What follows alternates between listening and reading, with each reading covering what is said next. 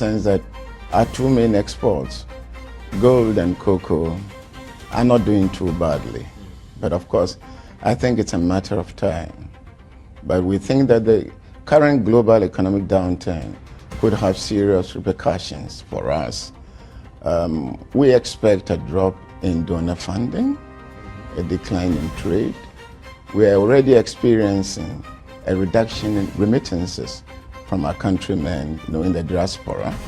And we also expect that interest in investment in Ghana, may be waning a little. But we're yet to see. But clearly, we are not insulated from the adverse effects of the economic downturn. You get a lot of money from people who live overseas.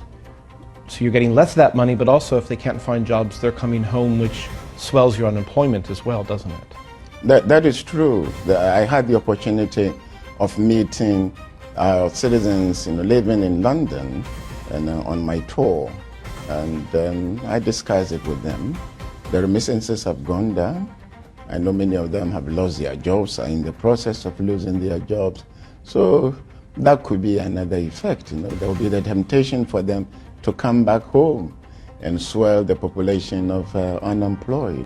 What did you say to them? Did you say, don't come home right away? Well, the choice is not mine, but I sympathize with them and gave them hope that I think that things will pick up, but also gave them an indication of the problems that we are facing at home. So you weigh the two options and decide which is better for you. And the income you get from remittance is 1/5 of the GDP, is that accurate? Well, it's I don't know the exact percentage, but it's quite high. I mean, it is something that we look forward to, which means that it's a sizable amount. Of course, you have discovered oil. Even you yourself have said oil is a blessing and a curse. How will you handle the oil? And what can you do differently maybe from other nations? I think that the people of Ghana have a right to demand that we in leadership positions tell them how much we are getting from the oil and how it is being used. They must also be able to see visible signs of development or progress, see a difference in their lives as a result of the additional revenues that we are likely to get. How soon will that happen? How soon can the oil turn into hard currency for Ghana? It's at the end of next year, end of 2010, we should start, seeing something, or revenues coming from the oil and gas. Now you have a budget deficit issue. You've got, as you said, challenges with the global economic crisis. Are things going to be tougher for Ghana in the next few years, or do you see a rebound in commodity prices, and that will help you with gold and cocoa prices? We are in no doubt that the first 2 years are going to be rather difficult for us, 2009 and 2010. And we've alerted our citizenry to these possibilities. And we've also talked about the need for us to be rather circumspect, to adopt austere measures, to live within our means, to cut our coat according to the size of cloth that we have, and be innovative and adopt homegrown solutions to our problems. The next 2 years are not going to be easy, but I believe that with hard work, goodwill, sacrifice on our part, and with our collective efforts, we should be able to weather the storm. China is very aggressive in Africa. The U.S. is now very aggressive in Africa. And how do they come to you? What kind of deals have you been making with those two? Let me say that all nations are our friends. We believe that in this world, there are no enemies. We are prepared to cooperate with anybody. But in our dealings, we consider the interests of Ghana first.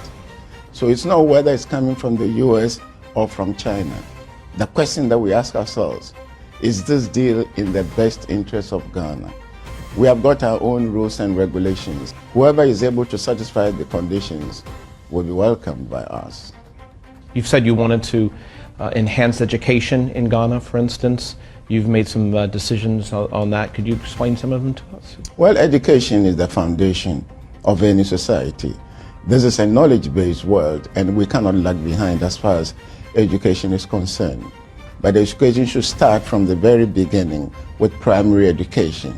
We want to encourage every child of school-going age to be able to go to school. So in cases where children are too poor, we may even give them free textbook and then free uniforms. We're also insisting that at the primary school level, children are given at least one meal a day while they are in school. Free education also at the primary level. With the secondary level, we also want to contribute more towards tuition, toward the supply of textbooks, broaden out the curriculum. And then with tertiary education, which is extremely important, we are also inviting private sector involvement. Yes, we do not believe in full cost recovery for tertiary education. We believe in sharing, cost sharing. And therefore we think that where there are needy but brilliant students, the state should be able to sponsor them, give scholarships, etc. So it's a holistic view that we are taking about educational development in our country. But it's one of our top priorities.